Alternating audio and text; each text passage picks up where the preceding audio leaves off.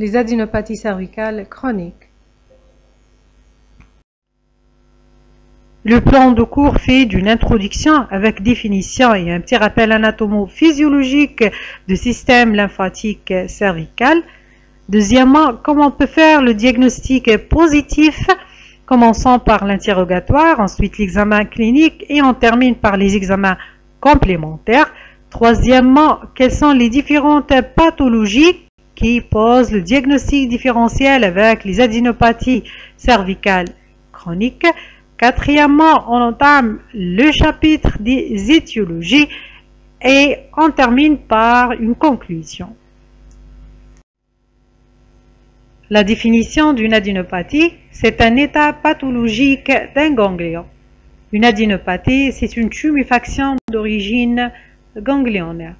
Une adénopathie cervicale chronique, c'est toute adénopathie évoluant depuis au moins 3 semaines, mais sans signe aigu ou subaigu local ou bien régional. Le diagnostic clinique d'une adénopathie cervicale chronique est facile. Ce qui pose la difficulté, c'est de préciser sa nature histologique.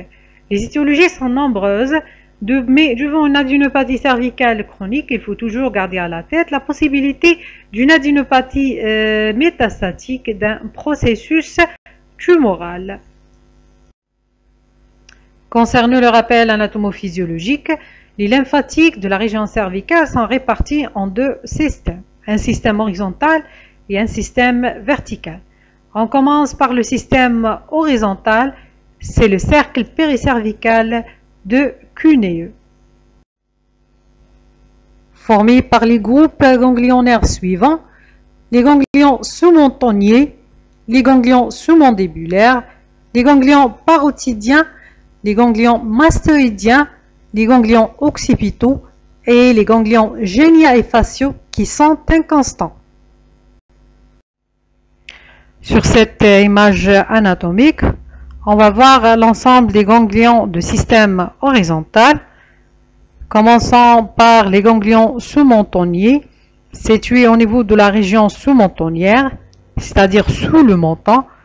Ensuite, c'est les ganglions sous-mandibulaires, situés le long du bord inférieur du mandibule. Troisièmement, c'est les ganglions parotidiens, situés à proximité de la glande parotide. Puis les ganglions mastoïdiens situés sur l'apophyse mastoïde derrière l'oreille. Les ganglions occipitaux situés au niveau de la région occipitale.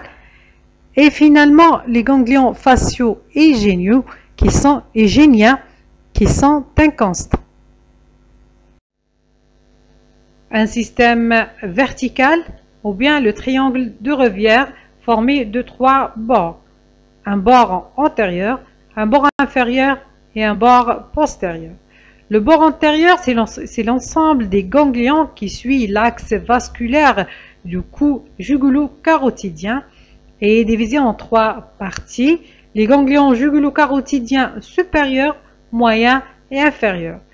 Le bord inférieur, ou bien c'est la chaîne susclaviculaire ou cervicale transverse, c'est l'ensemble des ganglions qui est situé au bord supérieur du clavicule, qui contient à gauche le ganglion de Troisier.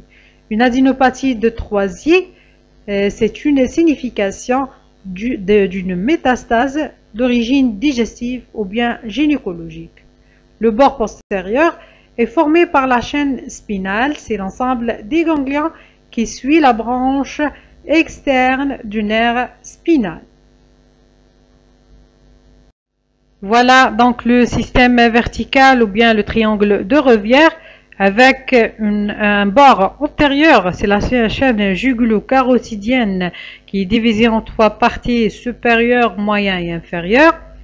Deuxièmement, c'est le bord inférieur, ou bien c'est la chaîne susclaviculaire où se trouve le ganglion de Troisier à gauche. Troisièmement, c'est le bord postérieur, c'est la chaîne ganglionnaire spinale. Au niveau de la région cervicale, on a aussi un autre groupe, c'est le groupe cervical profond juxtaviscéral, qui est constitué par l'ensemble des ganglions qui sont situés à proximité ou bien à côté des organes cervicaux.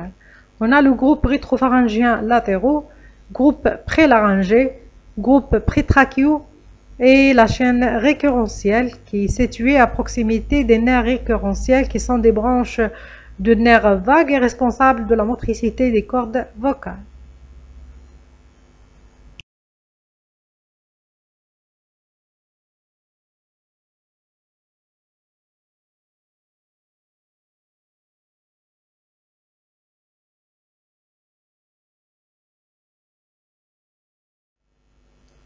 Le drainage lymphatique de la région cervicale se fait à droite au niveau de la grande veine lymphatique.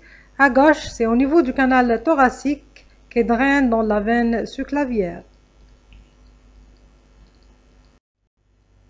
Le système lymphatique de la région cervicale joue un rôle essentiel dans le drainage lymphatique des territoires de la face et du cou. Deuxièmement, dans l'immunité par la production des lymphocytes et des cellules associées. Le diagnostic positif.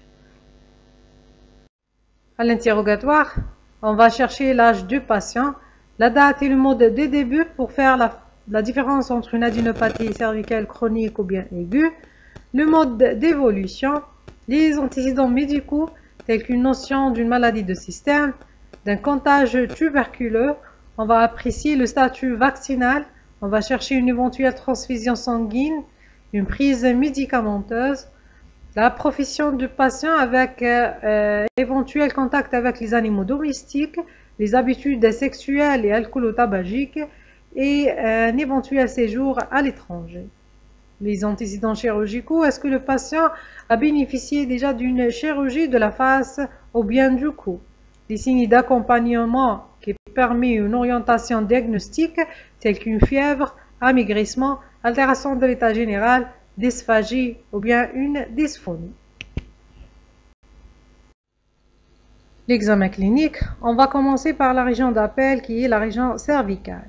À l'inspection, on va chercher la présence d'une cicatrice cervicale, des tatouages, une pigmentation cutanée anormale et on va apprécier l'état d'étaiement en regard de l'adénopathie. Est-ce que l'aspect est normal ou bien inflammatoire?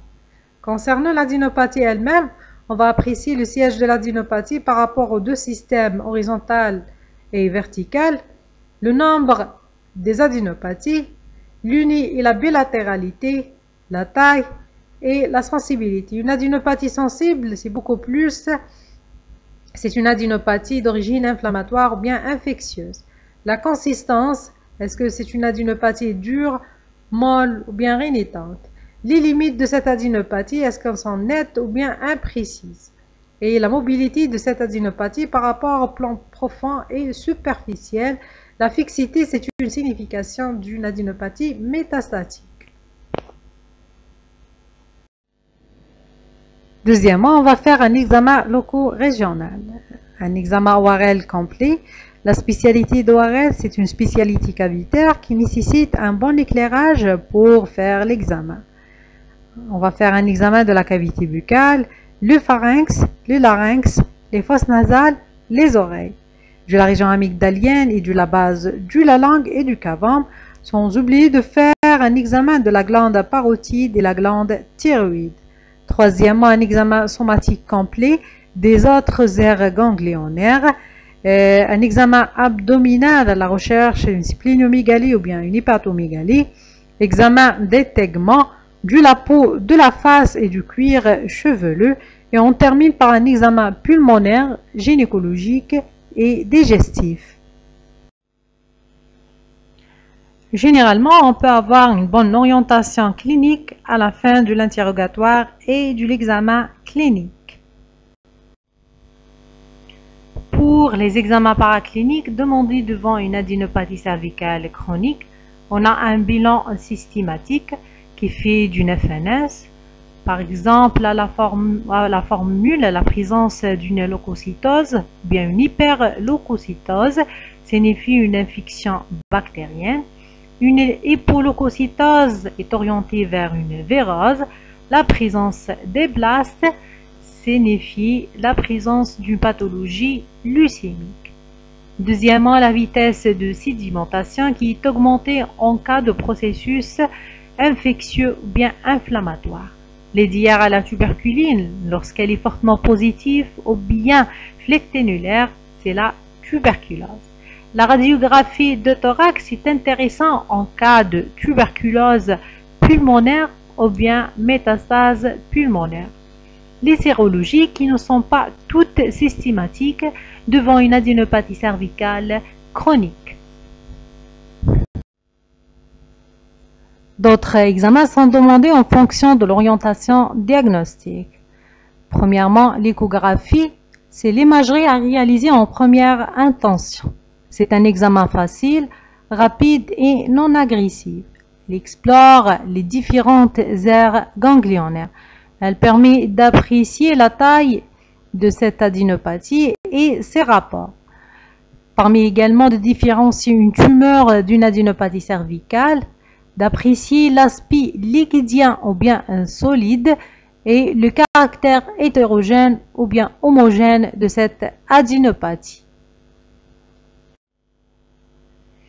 Deuxièmement, la TDM. La TDM est permis de situer la tuméfaction par rapport aux axes vasculaires du cou.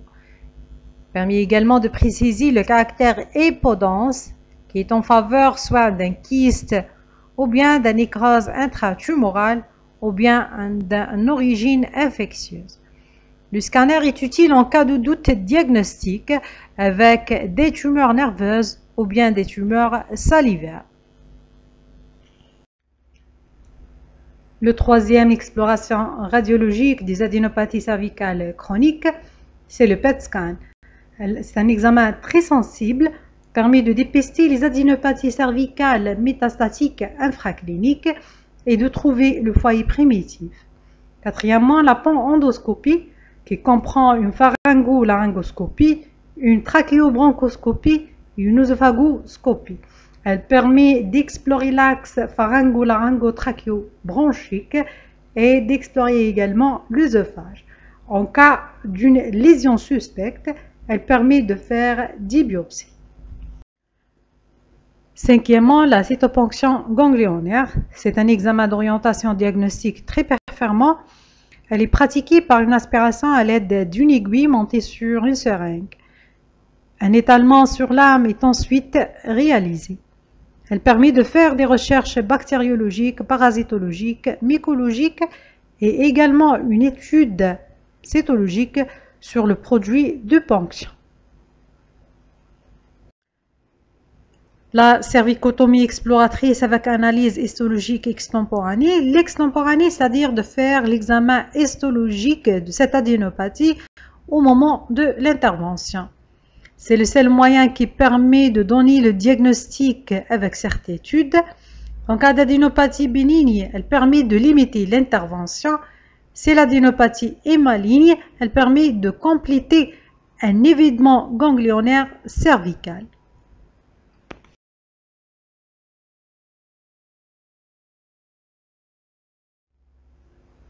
Le diagnostic différentiel des adénopathies cervicales chroniques se fait avec toutes les tuméfactions siégeant au niveau de la région cervicale. On commence par les pièges anatomiques tels que la grande corne du l'océoïde, la grande corne du cartilage thyroïde, l'apophyse transverse de la deuxième vertèbre cervicale et la bulbe carotidienne. Pour les adénopathies cervicales sous-mandibulaires, le diagnostic différentiel se fait avec les tumeurs de la glande sous-mandibulaire. La glande sous-mandibulaire, c'est une glande salivaire qui peut être le siège des tumeurs bénignes telles que les adénomes pléomorphes ou bien malignes telles que les cylindromes. Concernant la région sus-claviculaire, le diagnostic différentiel se fait avec les diverticules pharyngo-œsophagiens. C'est une hernie développée à partir de la muqueuse de la jonction pharyngo-œsophagien, avec les norinons de plexus brachial et avec les cancers de l'apex pulmonaire. Pour les adénopathies prélaryngées, le diagnostic se fait avec les kystes du tractus stérioglosse. C'est une malformation congénitale qui est fréquente surtout chez les enfants, qui se manifeste par un kyste qui est situé à proximité de l'os hyoïde. Le traitement est chirurgical. Ça fait également avec les nodules de l'isthme thyroïdien et avec le laryngocèle externe. C'est une hernie également de la ventricule laryngée à développement externe.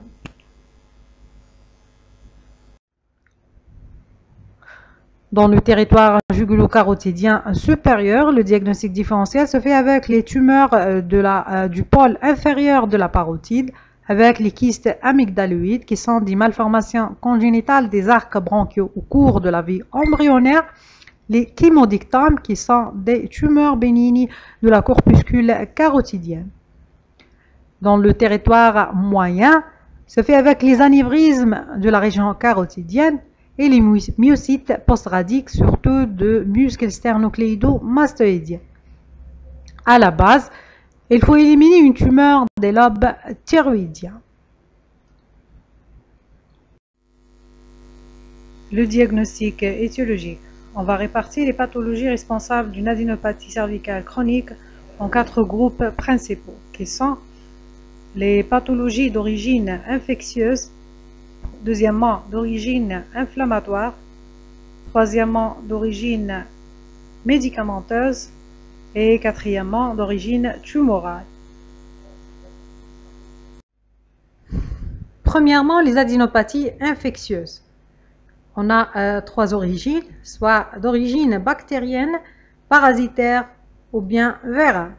Commençons par les adénopathies bactériennes. Premièrement, la tuberculose. Les adénopathies au cours de la tuberculose sont des adénopathies fermes, indolores, évoluant vers l'induration et l'adhérence.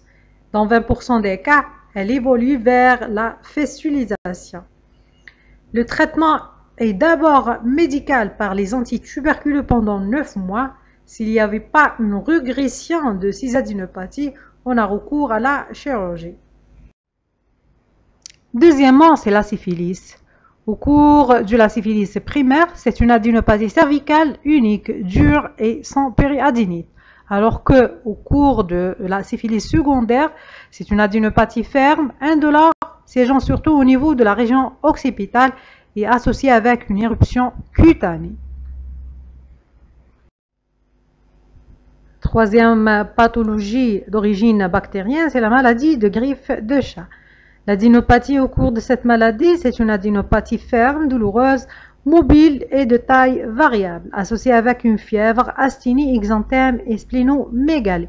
L'évolution est généralement spontanément favorable et le traitement basé sur la cycline et les aminosides. Les adénopathies cervicales au cours de la maladie du brucellose, c'est des adénopathies basses, fermes et peu douloureuses, associées avec une fièvre ondulante et une splénomégalie. Le traitement est basé sur la cycline. Deuxième origine des adénopathies infectieuses, c'est l'origine parasitaire. On a 2 pathologies, la toxoplasmose et la leishmaniose. Au cours de la toxoplasmose, les adénopathies sont de volume modéré, ferme et peu douloureuse. L'évolution spontanément favorable, sauf chez la femme enceinte, et le traitement basé sur les cyclines. La leishmaniose se manifeste cliniquement par une fièvre au long cours avec altération de l'état général et splénomégalie, avec des adénopathies généralisées, fermes, indolores et mobiles. Troisièmement, c'est les adénopathies d'origine virale. La mononucléose infectieuse, l'agent pathogène responsable de cette pathologie, c'est le virus Epstein-Barr virus. Touche essentiellement l'adolescent et l'adulte jeune. C'est une polyadénopathie diffuse à prédominance cervicale avec des adénopathies de volume variable déformant la région cervicale, peuvent être unies ou bilatérales. Elle est ferme et sensible, associée avec une splénomégalie, angine RH cutanée. À la finesse, on retrouve un syndrome mononucléosique. Au cours du VIH, les adénopathies sont petites, indolores, mobiles, bilatérales et symétriques, siégeant surtout au niveau de la région occipitale et spinale. Deuxième pathologie responsable des adénopathies cervicales chroniques, c'est les pathologies inflammatoires. Commençons par la sarcoïdose, qui touche essentiellement l'adulte jeune entre 20 et 40 ans. Les adénopathies constituent un mode de révélation. Elles sont fermes, indolores et mobiles, et le diagnostic posé par l'examen histologique. Parmi les pathologies inflammatoires, on a également le lupus érythémato-disséminé, où les adénopathies sont peu volumineuses, sans signes inflammatoires dominés au niveau de la région cervicale. La polyarthrite rhumatoïde, dans sa forme systémique, l'adénopathie de petite taille non inflammatoire et la localisation cervicale est la moins fréquente.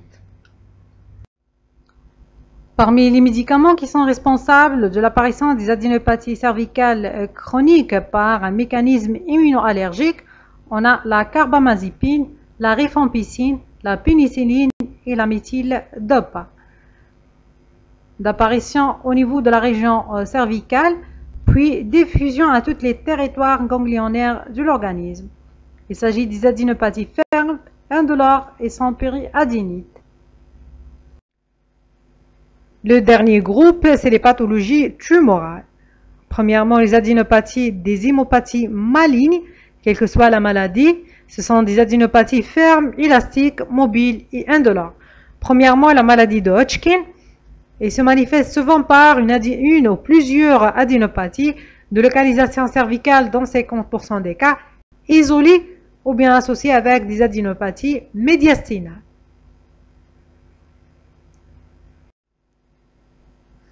B. Le lymphome non-hodgkinien, qui est caractérisé par des adénopathies peu volumineuses avec une localisation viscérale fréquente.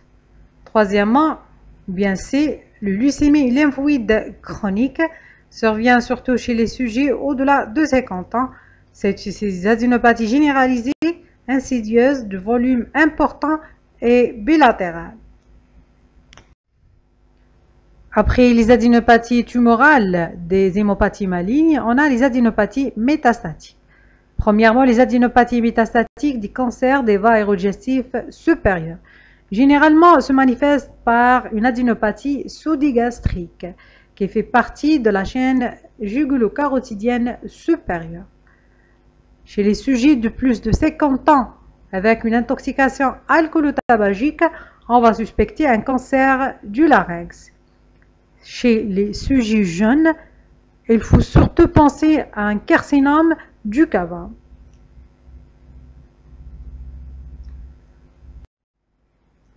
Deuxièmement, c'est les métastases d'une tumeur primitive thoracique ou bien abdomino-pelvienne qui se manifeste par une adénopathie de Troisier.